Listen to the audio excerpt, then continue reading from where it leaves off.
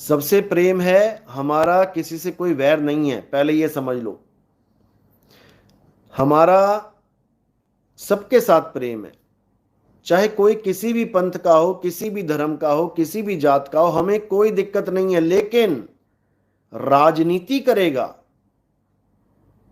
तो फिर वो हमारा कुछ भी नहीं लगता। फिर तो उसकी क्लास लगेगी अच्छी वाली, और फिर क्या क्या बोला जाएगा उसको, जो सच्चाई है सब उगल दी जाएगी उसकी। जो हम छुपा के बैठे हैं सबकी सच्चाई, इतना समझ लो, फिर बख्शा नहीं जाएगा। तुम 100 अपराध करके आओ, सारे अपराधों पे पर्दा है। क्यों? क्योंकि तुम सुधार करना चाहते हो। अंगुली माल डाकू 99 लोगों का कत्ल करने के बाद भी महात्मा बुद्ध की शरण में आया। उन्होंने ये नहीं देखा कि ये 99 कत्ल कर चुका है, उन्होंने उसका कल्याण किया, क्योंकि वो सुधरना चाहता है। अब वो सुधरे ना और फिर वही काम शुरू कर दे, तो ये बहुत गलत बात है। इसमें सजा मिलेगी, और गुरु कोई भी सजा दे सकता है। गुरु लाठी भी मार सकता है। क्लासों में, स्कूलों में लाठी खा के आए हो कि नहीं खाए हो? तुम्हारे हाथों पे स्केल मारे गए हैं, लकड़ी के फट्टे मारे गए हैं, नहीं मारे गए तो बताओ। तुम्हें मुर्गा बना दिया गया, गुरु की मर्जी है क्या सजा देना चाहता है। तुम्हारे हाथ ऊपर खड़े करवा दिए, तुम्हें कुर्सी के ऊपर खड़ा करवा दिया, बेंच पे खड़ा करवा देता है गुरु कई बार।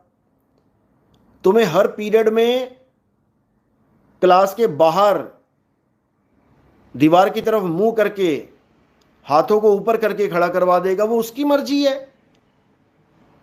कई बार गुरु तुम्हें डांट डपट के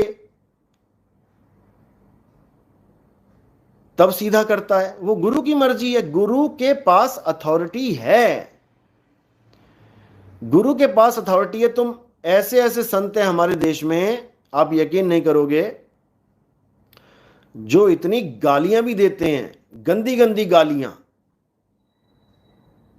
जब उनको गुस्सा आ जाए अपने चेलों पे तो पूरी गालियां देते हैं, और इतनी खतरनाक गालियां देते तुम कहोगे यार ये कैसा संत है, समझे।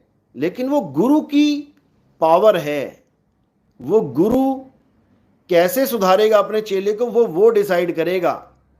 ये चेला डिसाइड नहीं करता कि मुझे ऐसा बोल दिया गुरुजी ने, मुझे वैसा बोल दिया। तेरे कर्म ही ऐसे हैं।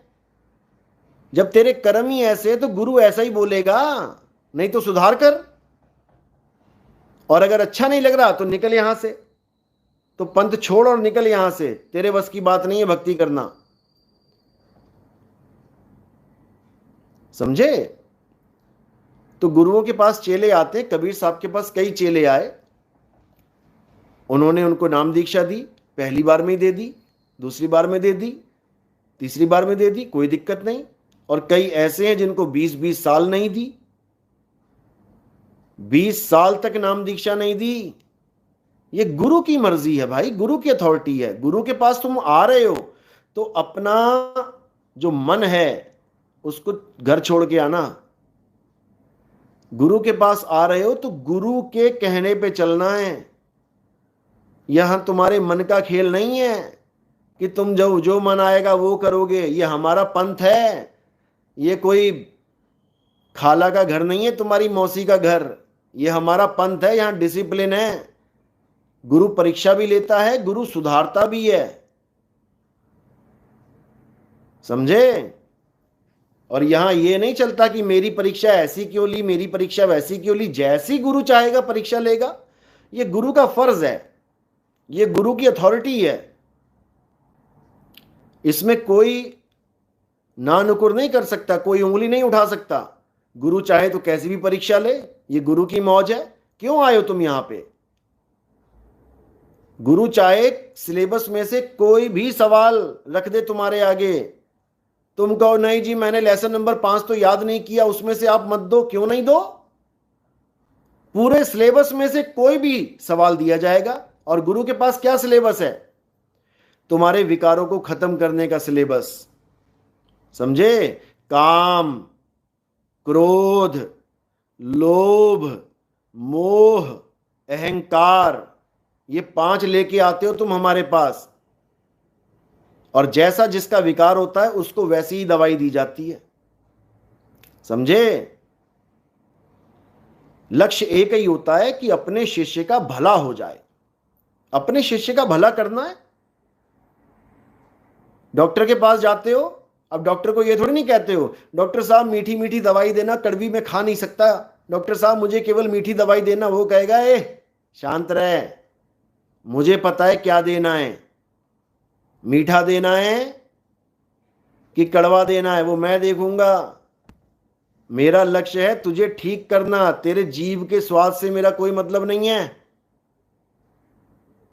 इसी प्रकार गुरु क्या करता है, गुरु शिष्य को पांचों विकारों से दूर करता है। अलग अलग विकारों के अलग अलग तरीके हैं। सिर दर्द का अलग तरीका है, आंख दर्द की अलग दवाई है, पेट दर्द की अलग है, पथरी के दर्द की अलग है, सबकी अलग अलग है। तो समझो इसको, या तो आओ मत, या फिर परीक्षा के लिए तैयार रहो, और गलतियां करोगे तो डांट के लिए तैयार रहो। डांटता भी है गुरु, ये नहीं कि तुम्हें केवल मीठी मीठी बातें सुनाएगा, तुम्हारे कानों से कीड़े निकाल देगा डांट डांट के, ये समझ लेना। डांटता भी है, और इस पंथ में वही आना जो डांट खा सकता है। ऐसा ना हो कि कल को कहे जी नितिन दास ने मुझे अपशब्द बोल दिए, नितिन दास ने मुझे ऐसा बोल दिया वैसा। क्यों आए थे नितिन दास के पास, क्यों आए थे? ऐसे पागल कुत्ते ने काटा है नितिन दास को कि कुछ भी बोल देगा तुम्हें। तुम सुधार नहीं करोगे तो नितिन दास बोलेगा, और अच्छे से बोलेगा, ये अपना फर्ज है। हमारे पंथ में गंदगी डालोगे, बोलेगा। समझे? हमारे पंथ में गंदगी नहीं चाहिए मुझे। और मैंने पहले ही कहा था कि 2020 से मैंने दीक्षा देनी शुरू करी थी। 20 से 21, 21 से 22, 22 से 23, ये मैंने पहले ही बोला था। कि आवाज आ रही है, वीडियो आ रही है, यस लिखो। सिग्नल डाउन हो गया था बीच में।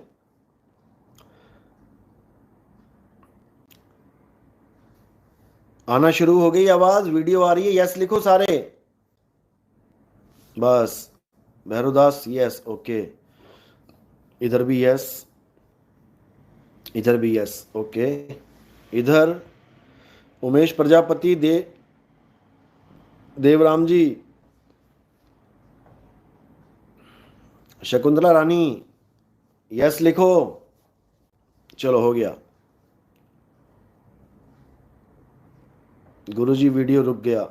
हाँ तो यस लिखो। अब चालू हुआ कि नहीं हुआ?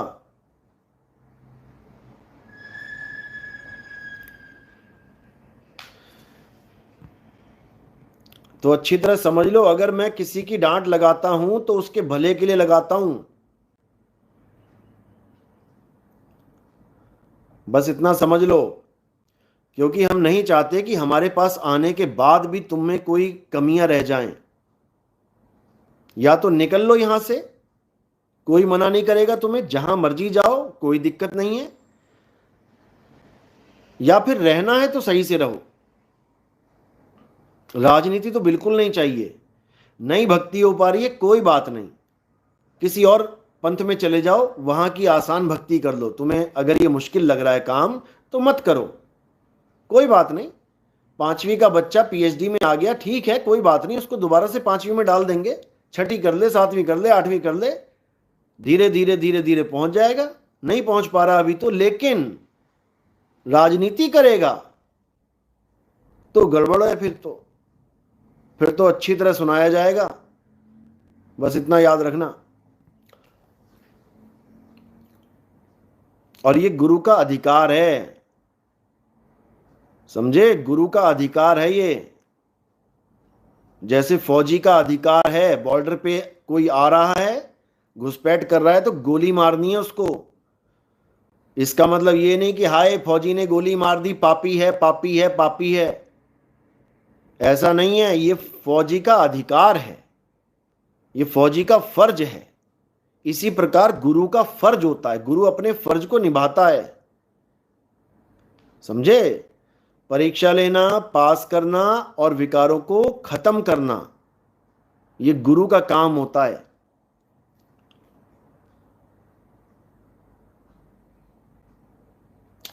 कविता शराफ, गुरुजी जो सजा देना है दे देना, पर अपनी पसंद का बना लेना। सब पसंद ही है हमें, कोई नापसंद नहीं है भाई, सब मालिक के जीव हैं। ये आदमी औरत, ये शरीर, ये बच्चा, आदमी, बूढ़ा, जवान, ये सब तो काया है, कपड़े हैं।